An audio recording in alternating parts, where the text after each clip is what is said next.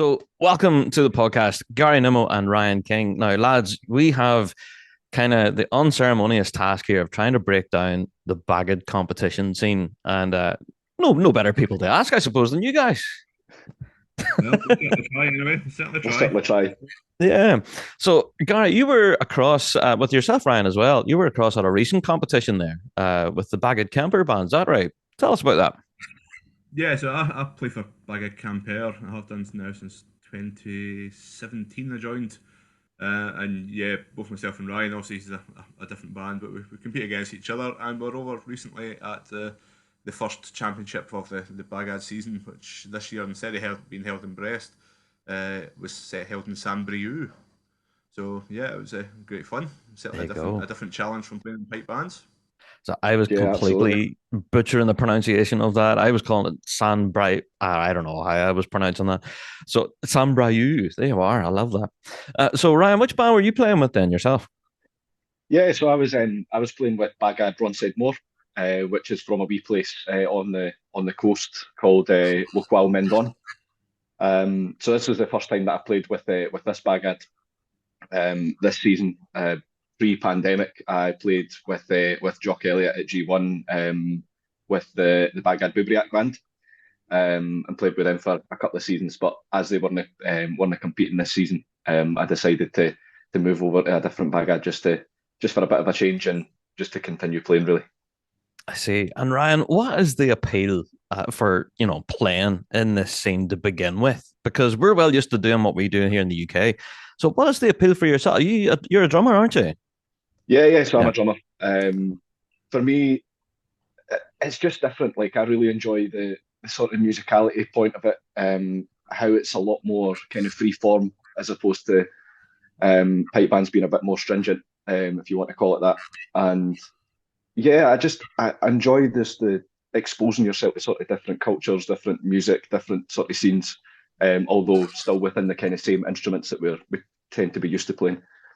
That's it. So you throw on a snare drum and a harness, you know what that is, but then how you play it is completely different. So Gary, is that pretty much the same then for the Highland pipes in that regard then? Yeah, I think so. I mean, obviously, the style of music that they play in the Bagad is unlike anything we'll ever play in pipe band. And I think sometimes it's like doing the same thing over and over. You get a wee bit complacent. So when I joined the Bagad, it was about challenging yourself musically, seeing if you can go and compete and go and do that, learning the different types of dance. And ultimately, for all the years that I've played there, like we're still getting new styles of music coming out every year. So for me, it's about the challenge and it's about the learning of the different music and culture. So I thoroughly enjoy it. I can't rate it high enough to be honest. Yeah, it is something that I see a lot of pipers and drummers doing now, is delving into that scene to try and help their own playing and broaden their musical horizons, I guess.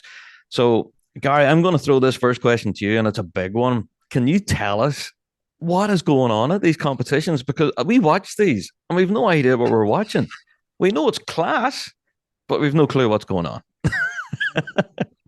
Truthfully, I think both myself and Ryan were not great French speakers, so most of the time we're in the dark as well. But I think going across this, say it's the Bagad works over an aggregate of two events. So in the first event, usually held in February, uh, it's what we would equate to probably our traditional MSR. And within that, they pick each year one of the areas of Britain is selected, and every Bagad has to play a suite from that area. So that's more the traditional style. And then obviously the points accrued during that contest is taken forward to the second event in Lorient. That's obviously usually first Saturday in August. And it's probably what we would equate to a medley event, so that there's similar contrasting events, and it's a bit more free form, a bit more creative for the Bagads. And then the points is cumulatively totaled, and the overall winner is calculated based on the two events. Right. So it's a culmination of your traditional event with your free form event, and then a combination of the two, then you have your eventual champion. Then is that right? Yeah, exactly. So at the I moment, see. obviously after the first event, Bagad Cap Caval uh, won the event, but they're only 0.059 of a point in front of Camper. So it's all to play for in the second one. So So even losing the first event, we can still end up winning overall if we I do well. see. Yeah, but 0.0. What? How how does the point system work then?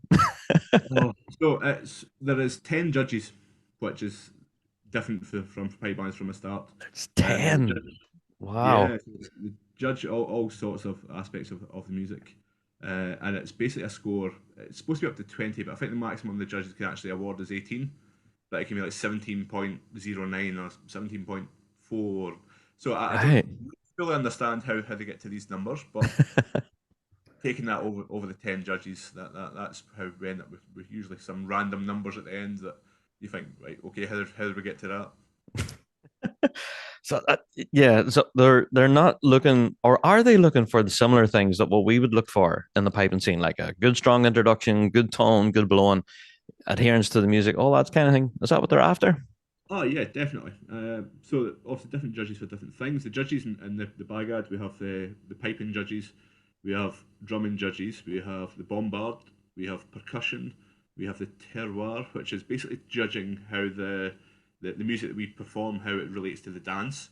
And that's obviously quite a big one over there because it is everything that we play revolves around dances. So Right. that's quite an important one. Mm. And obviously putting these all together, it's it's very much the same forms that we have here. They don't have ensemble judges or anything like that, but when you take out the different judges there, that's kind of how they score it, and that's over 10 judges. See, that's it. And then to come out on top after 10 judges looking at you twice, like that's not a bad achievement, then I think, if you manage to lift that top spot. Yeah. Yeah, but I think that's ultimately you don't really think about that over the course of your preparation over your, and Yeah. then even in performance, you're not really thinking about what the judge is thinking.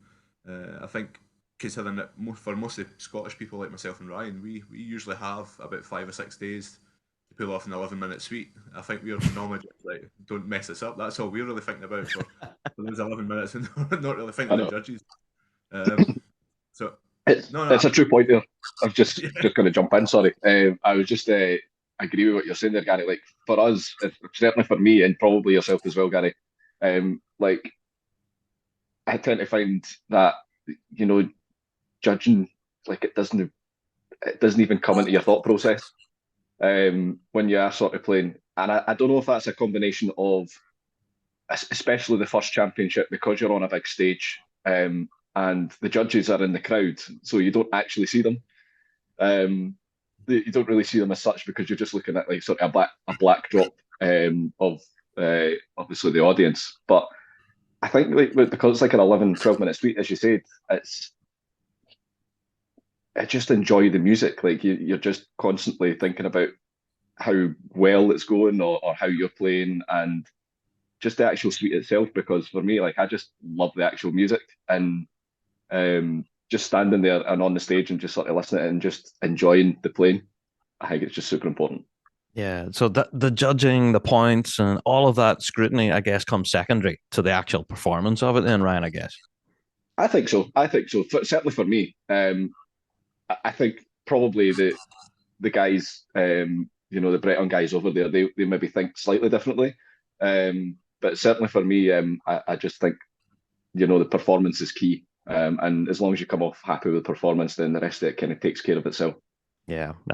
So I was going to ask you a specific drumming question, but we'll get into that because I actually have a recording here. Gary, you might cringe at this, but I have a recording of Bagad Kemper of you guys doing the business at this competition. So I'm going to play certain little clips from this and I'm going to ask questions as we go because for me, as a Highland Piping fan who's been talking about competitions for years, it's kind of confusing. So I'm going to start with the introduction first of all. I'm going to let it play for a little bit, and then I want you to kind of answer a few questions I have. Is that okay? Happy to go with that? yeah, absolutely. All right. So let's bring up this performance here. Here's Bagad Kemper at the last competition then.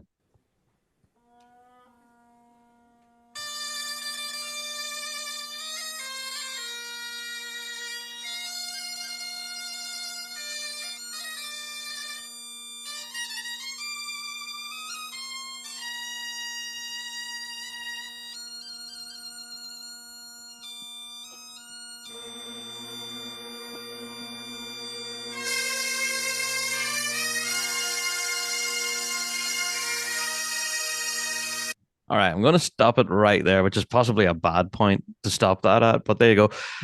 At the very beginning, there we seen two instruments played by two fellas on stage. One looked to be like a bombard that I'm used to seeing, Yeah, but this other chap is playing like a little tiny chanter and a huge bag with one drone. What is that? it's called a binu. Oh, So what? again, it's obviously just a different type of bagpipe. Hmm. Um, Obviously not something that I'm kind of familiar with at all. And seeing the size of the chanter, I don't think I'd even get my fingers on that. But No. it seems to be a skill within itself. And yeah, this is again for Camper. In my time there, this is the first time we've incorporated one of these theatre performances as well, which is Hmm. nice. It really set up the suite well. And it's a very traditional instrument from that area, I guess. From Yes, is that yeah, right in yeah. saying? Yeah. We're not going to find many of them in the Glasgow Green in August. That's for sure. No. So tell me then about the bombards themselves. We're well used to seeing them now at this point, but whenever we first seen them in action, on Glasgow Green, they really struck quite a chord with a lot of people. They seem to be in different keys, different sections. So there's obviously different pitches of the bombard, and that kind of creates the depth of the sound. Mm, Uh, yeah, I mean, I think when we think about pipe bands, ultimately it's the bagpipes that drive the melody. yeah. When you take it into the context of a bagad, it's kind of to and fro. So there's times that it'll be the bombard who will drive the melody, and the pipes will play second fiddle to that.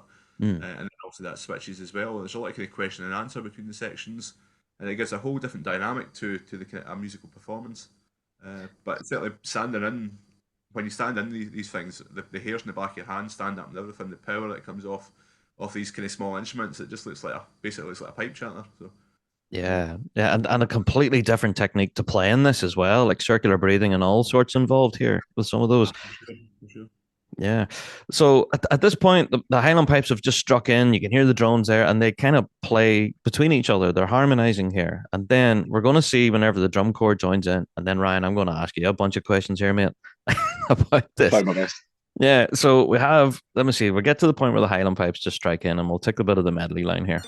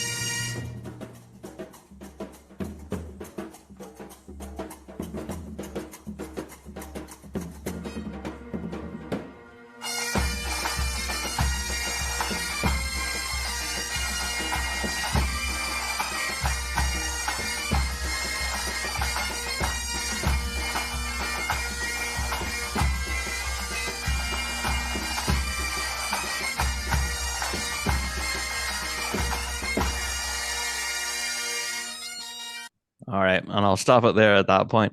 So there's no opening rolls there, Ryan. No, no, definitely not opening rolls. You know what I mean? So there's no three-pace rolls. There's no time to think. It's just the conductor seems to point at you, and then good luck. Everyone has Yeah, to be on tempo. That's difficult as a drummer to hit that, isn't it? yeah, no, definitely. The definitely, yeah, no, no three-pace rolls, no kind of structure, no sense of really getting your rhythm or timing or kind of Mm, words of command, anything like that. It's really just kind of following the musical director, the conductor at the front, and taking your timing from there. But a lot of it in terms of Bagad is just the feeling. Like you feel the music, you just know what you're doing. And it's like you say, it's not as if we're just not as if we just kind of go in. It's the first time you've played it. You know, they've been practicing this for Yeah. for a good few months or so as well. So they're pretty proficient in that sort of sense.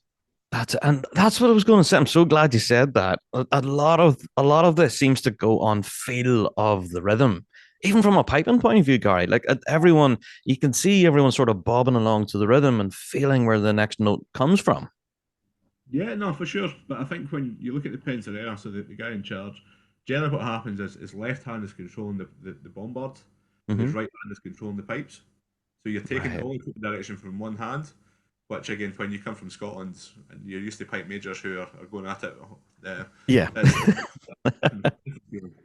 Um, but yeah, no, there's an element of control and an element of that, and I think that if he's keeping both sections together, then it keeps the overall unity of the band tends to stay together pretty well. Mm. And even again, as well as we're talking about piping and drumming here and bombards and different instruments, they have percussion in there as well. Like there was a guy with shakers there. I've seen a bunch of cajones on stage there. And I see many different setups with like 4 or 5 bass drums. Like some of these are quite elaborate. What's the thinking behind that, Ryan? Do you think the addition of all this percussion? I think it's just adding to um, the overall musical feel, the overall effect. Mm. Like so, for example, my Bagad said more. I think it was, I want to say maybe 6 bass drums they had, 6 or 7 Wow. bass drums, each one of them all tuned perfectly to a different note. So it Right. was almost like if you want to relate it to pipe band, it was like a bass section, full kind Mm. of range of tenor drums, except they were all basses. Yeah. And we've got like 2 guys, Stefan and Lionel, and they kind of dealt with both bass drums together in unison. And to see them like that, for me, that was an amazing experience. Just sitting, I could sit and watch them all day. Just Yeah. and they're so impeccable with their timing. Everything's banging tune, and they tune everything by ear as well, which I find absolutely mental. Oh, really? Aye. They tune all the bass drums by ear, which was incredible. Um, Mm. but I think the overall percussion things, it certainly just adds a different dynamic to things. Yeah. Like you see, like when pipe bands do like concerts and stuff like that, they add a bit of percussion in and they add a wee bit sort of things, and it just kind of brings things together a wee bit more, bring it more to life. Yeah. But that's just kind of what they do in the bag ads. That's just a kind of staple. It's always there just to add that extra dimension. That's it. Yeah, just to add a bit of extra, I don't know, dynamic range to it, I guess. There was one performance, now I'm not going to throw this name of the band under the bus, right? But I can't really remember who they were or when it was. But they had one guy on percussion and he had a big thing of sheet metal and a hammer. And that's his job. He bit the life out of this thing of sheet metal, bang, every now and again. And it was brilliant. But again, it was just dramatic effect then, I guess, wasn't it? That's it. Like for the percussion side of things, they use anything. They will find something and use it. If they can make some sort of sound or note or something like that, they will use it. Yeah. Um, yeah, like just aye. There always seems to be other things that they use, and it's incredible some of the stuff that they come up with. I remember you'll know the suite from a few years ago, Gary, the Cap Caval suite where it's like Yeah. the train set, and I think they actually had like an old bit of railway, All and they were right. hammering on this like metal bit of railway, but as part of the percussion, and it was all to do with the sort of idea or the kind of idea of the suite where it was all around like the building of the railways in Brittany and all that kind of stuff. I see. Yeah, it always ties back to a certain story that the music's trying to tell. Yeah. Exactly, exactly. Fantastic. So we know how challenging it is for a drummer, but for a piper, Gary, it's bound to have been a completely different world because you're constantly you're cutting in and out all the time. Sometimes you're just blowing drones for effect, but you're also harmonizing with like many different pipers around you and the bombards. How difficult is it to keep a track of your own bit during the performance? You know what I mean? Yeah, I think that's the biggest challenge. It's not like Grace notes, they're all the same as what we play, but it's the style that they often incorporate to build the tune, and it's cutting in and out, knowing when to keep the pressure in the pipes, knowing when to yeah, that's ultimately the biggest challenge, and Mm. when everybody gets it right, it's the effect it creates is fantastic. I know the wee clip you played just now, we had an early chanter, so that was a good one to pick. Thanks for that, Rob. But Oh, right. Oh, sorry.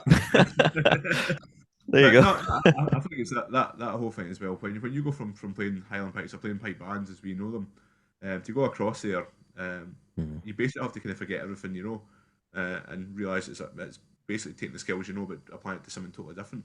And I think the yeah. first year I went there, that was the hardest part. It was knowing when to cut out, knowing when to stop, and um, kind of the breaks. Everything else, there's obviously Mm, stylistic differences, and there's stylistic differences between each bagad as well. But yeah, no, the that's biggest it. challenge is being able to kind of understand and take direction from the pensioner, the guy in charge, and making sure you know the music well enough that you know what's coming next. So There you go. Yeah. So I want to talk time signatures now.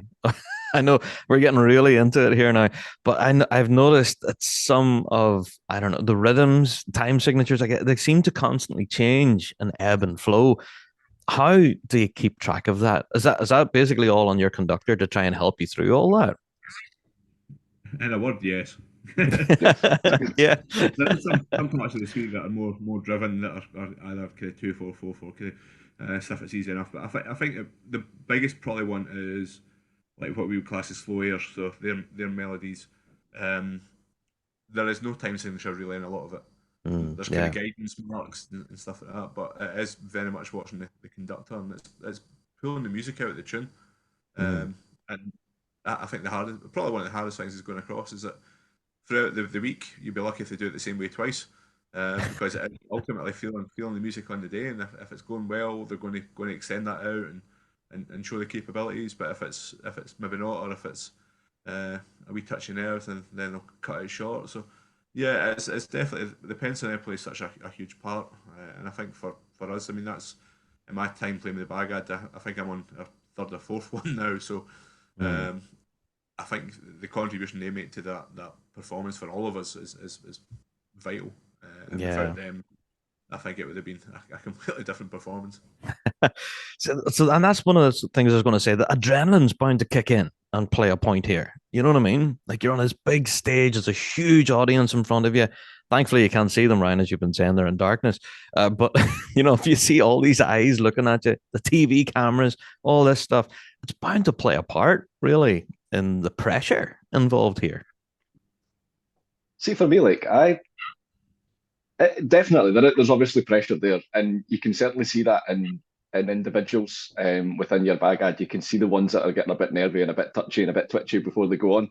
Yeah. Um, but like I think maybe it's just a personal preference for me, but that doesn't bother me. Like I just enjoy playing.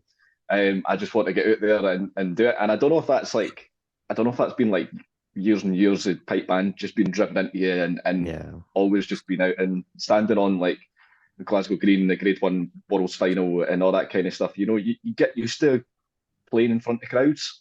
Yeah. Um, and you have like sort of not trying to say be cocky, but like your sort of confidence in your abilities in terms of you know what you could do, so you just go out and play it. It's the same music that we've been practicing for however long. It's not changed unless the time signatures change slightly. Uh, but actually, the physical notes or the beats that you're playing are the same beats that have been playing for however many weeks, months you've been practicing. So just go out, replicate it. I know it's Bang easier on. said than done, but yeah. That's it. No, I I think think, that's a good answer. Absolutely. Yeah. yeah, I think for myself, there's only really 2 points where you actually feel it.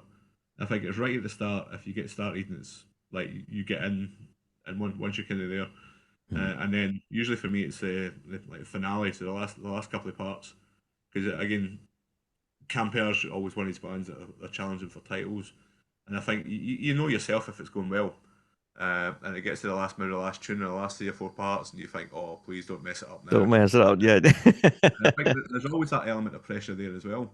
And you talk about the kind of nerves thing. I know through our experience, um, Camper's one of these bands. It's a really weird. Like pipe bands would never do this, but they only ever tune up 80 90%. So like they'll ever play things like when they go in the part, there's an extra 10% appears from someplace. The tempos will come up. There's a bit of excitement, and they're not scared to go for it. I think they're very much a kind of like just go for it, and if you're wrong, be wrong. But no, I think doing that kind of caught me out the first year in Lorient when it's a bit more of the free form. And by the end of the suite, it was absolutely flying. But it was brilliant. It was great. There you go. And that's part of the excitement, isn't it? Honestly, yeah, that's fantastic. So, Gary, I have to ask you then, from a piping perspective, do you see this happening now with people kind of feeding across, well, obviously from Scotland and from the UK going over to Brittany, but also are you starting to see them coming back to the UK perhaps to compete with our bands? Well, I don't think for one second we're pioneers of this. There's plenty of people who've been doing it before us. Bagad Yeah. Lorien, for example, I've had guys for years. Greg Cannon was out at Bagad for years. Yeah. So I think we're maybe just the next generation of people who are taking this on, Mm. and ultimately it's merging the cultures and the advances in technology and that as well make it possible that we can hear what's going on, we can have a good idea before we turn up.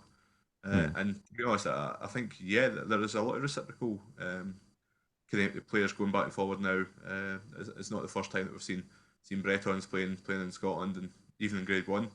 I know there's Mm. been a few played with Scottish Power, and I know that will continue to go on. I think as much as we talk about it's different challenges for us, it's a completely different challenge for them as well. Like us trying to play these plins and gavots versus like somebody from Brittany trying to play a Strathspey, and Yeah, it's absolutely. different challenges for different people. Mm. No, 100%. And I'm sure it's the same for the drumming world as well, Ryan. Would that be right in saying that? Yeah. Yeah, definitely. Getting you tend to find, or certainly for me, with the kind of the stylistic differences between sort of Scottish drumming, Breton drumming, or pipe band drumming, um, is that I do tend to find that kind of our stuff, our pipe band stuff, came normally is a bit more technical, Mm. um, and normally is played a bit faster as well, which is quite hard to believe sometimes because you think sometimes the Bagad stuff is pretty flying. Yeah. Um, but like the biggest thing that I learned when I was starting to play kind of Bagad drumming, Bagad scores, that kind of stuff, Breton stuff, is it's really controlled, and you need to be able to control your singles, your doubles, your open work. Mm. It's very, very controlled. Um, and it's getting your head around that, but also getting your head around sort of the stylistic differences is quite hard to get your head around. Mm. And also, like I know, like from a drummer's point of view, we do like our chips, our unison. We normally do that kind of for the first part, and then the second part, the So repeat you're time, you're double the 40. Yeah. drummer, your Hmm. double 40, everybody plays the whole lot. Yeah. But they don't do that in Brittany, they do it the opposite way. Oh.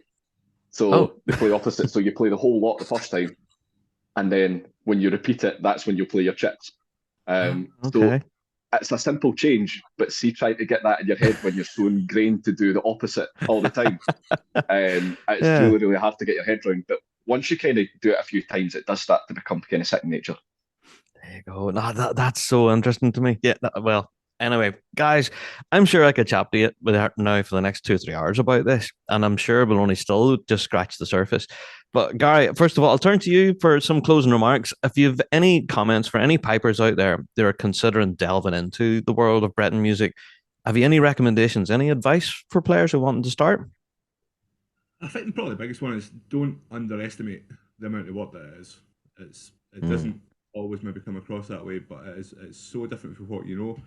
And having to learn the music off by heart is hard because I suppose in pipe bands we have a lot of repetitions on themes, so like a lot of part endings and that the same. It doesn't always work that way out there. It's always kind of variations on themes. And I think the biggest one is yeah, if you're going to do it, absolutely, I'd recommend anybody to do it. But it is be warned that it is a lot of work. It's not as maybe as easy as you think it is.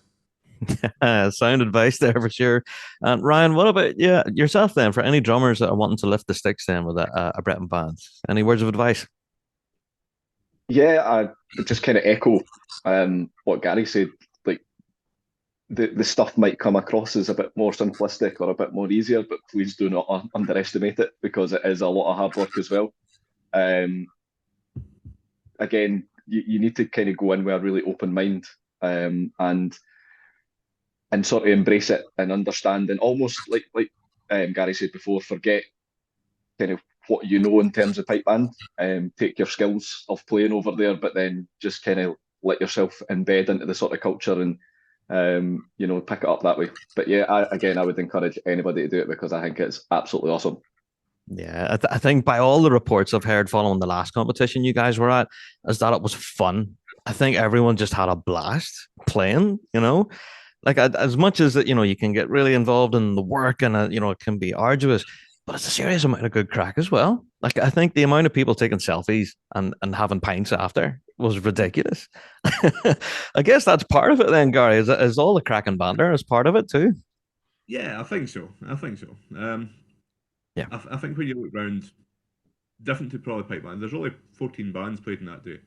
And when you look round, it's everybody kind of knows everybody. Even like for myself and Ryan, we've only been going over like a handful of years, but it's amazing how many people you know in different bands that you can speak to. And yeah, I think the fact there's quite a strong Scottish contingent now. We tend to all meet up for a pint, and we'll let Ryan take the selfies and stuff like that as well. So no, it has been good. It has been good. Oh, fantastic stuff. Well, lads, thanks so much for chatting with us here in Rab Show and trying to just scratch the surface, I guess, of this scene. So, what's in front of you then? I think it's the next competition in Lorient then in August. Is that right? Yeah, so it's the first Saturday in August is obviously the second leg of the championships, and that's in the Lorient Football Stadium, and that's usually to about a 5,000 crowd. It's slightly different because this one's outdoors versus the inside crowd for the first one. And your 10 judges are sitting in basically a table right in front of you. So it makes it a different challenge. Every year we've had so far, the sun's been shining. It's definitely not like Glasgow Green, that's for sure. No, that's it. Yeah, and that's one of the things I want to put across as well, is the scale of this. As you were saying, there's thousands of people that go to watch this, like thousands. Yeah, it's pretty massive, isn't it? The festival itself attracts 900,000 people over 10 days. Oh my word! Yeah, that's amazing. Yeah, and even at that, not only the people actually in attendance, but it's also broadcast nationally across France, isn't it? I think it's covered by one of the big national broadcasters. So it's a huge event. Yeah. So here I am absolutely a fan. I'm going to delve in more into these recordings now in the coming weeks and months. And here, fellas, I wish you the best of luck in August. Not only for the Worlds of the Big One that we'll be talking about, but also for the Lorient Festival as well. So have a good tune, lads. Thanks very much. Very much.